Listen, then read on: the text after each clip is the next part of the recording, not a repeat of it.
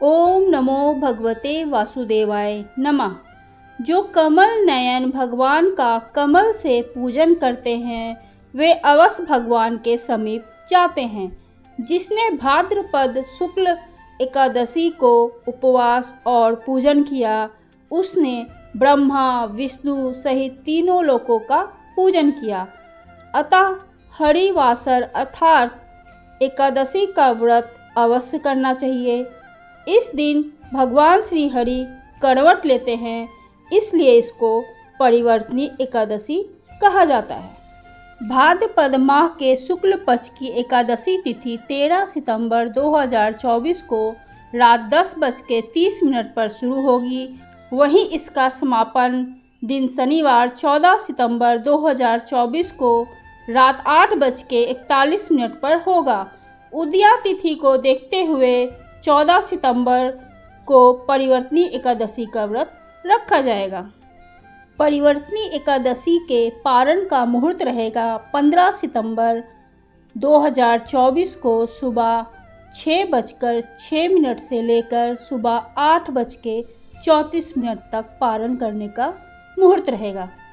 परिवर्तनी एकादशी पर अन्नदान, कामधेनु गाय की प्रतिमा, पीले फल, तुलसी के पौधे, मोर पंख आदि का दान शुभ माना जाता है।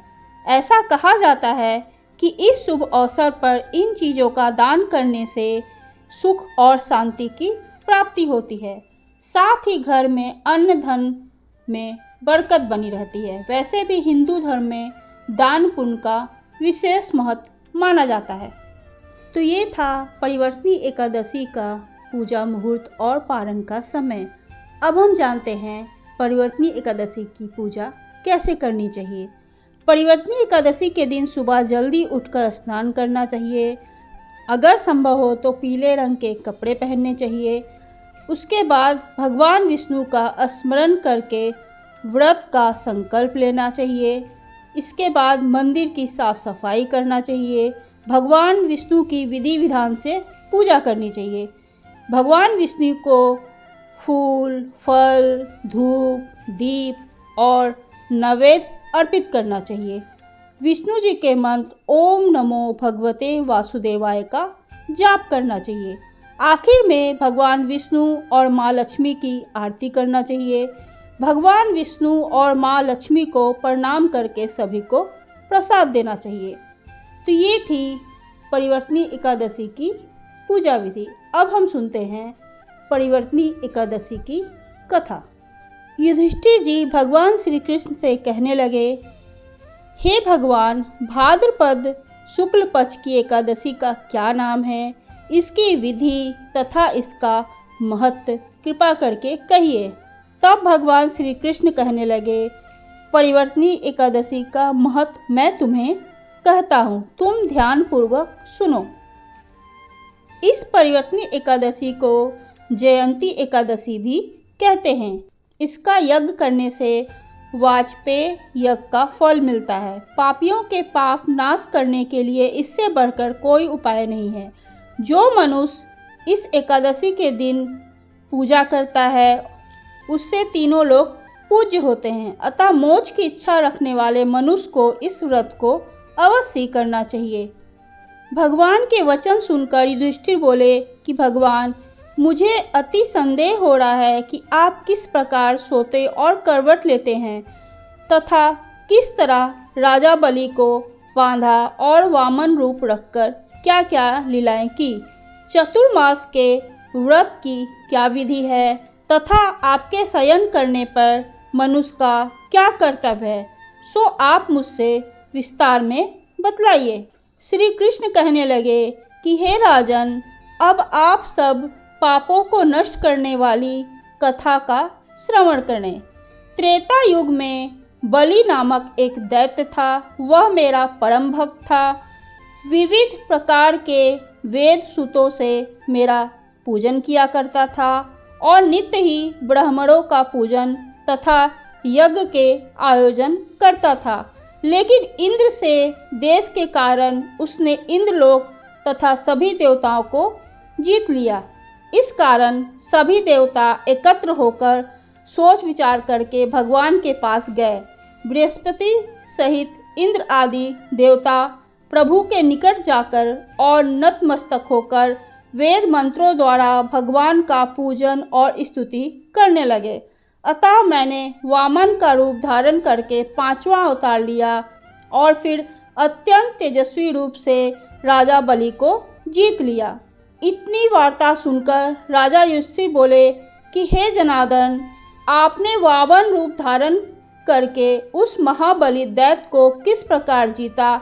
श्री कृष्ण कहने लगे, मैंने वामन रूपधारी ब्रह्मचारी बलि से 3 पग भूमि की याचना करते हुए कहा, ये मुझको 3 लोक के समान है और हे राजन, यह तुमको अवश्य देनी होगी।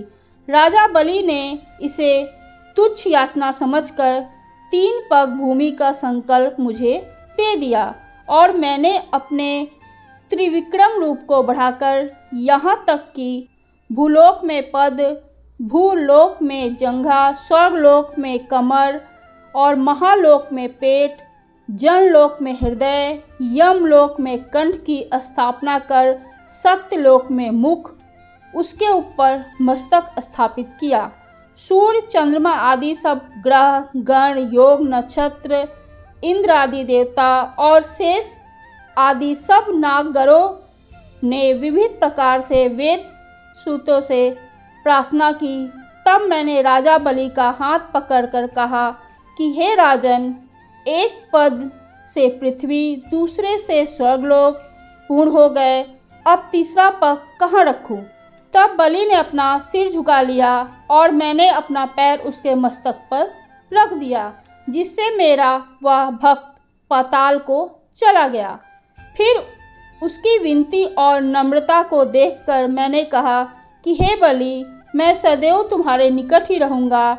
विरोचन पुत्र बलि से कहने पर भद्रपद शुक्ल एकादशी के दिन बलि के आश्रम पर मेरी मूर्ति स्थापित हुई। इसी प्रकार दूसरी क्षीर सागर में शेषनाग के पृष्ठ पर हुई। हे राजन, इस एकादशी को भगवान शयन करते हुए करवट लेते हैं, इसलिए तीनों लोकों के स्वामी भगवान विष्णु का उस दिन पूजन करना चाहिए। इस दिन तांबा, चांदी, चावल और दही का दान करना उचित है। रात्रि को जागरण अवश्य करना चाहिए। जो विधि पूर्वक इस एकादशी का व्रत करते हैं वे सब पापों से मुक्त होकर स्वर्ग में जाकर चंद्रमा के समान प्रकाशित होते हैं और यश पाते हैं। जो पाप नाशक इस कथा को पढ़ते या सुनते हैं उनको 1000 अश्वमेध यज्ञ का फल मिलता है। ओम नमो भगवते वासुदेवाय नमः। तो यह थी परिवर्तनी एकादशी व्रत की कथा। आपको ये कथा कैसी लगी प्लीज़ मुझे कमेंट करके ज़रूर बताइएगा और इसी तरह की रोचक और धार्मिक कहानियों को सुनने के लिए प्लीज़ मेरे चैनल को लाइक कीजिए, सब्सक्राइब कीजिए और कमेंट करके मुझे बताइए। ओम नमो भगवते वासुदेवाय नमः।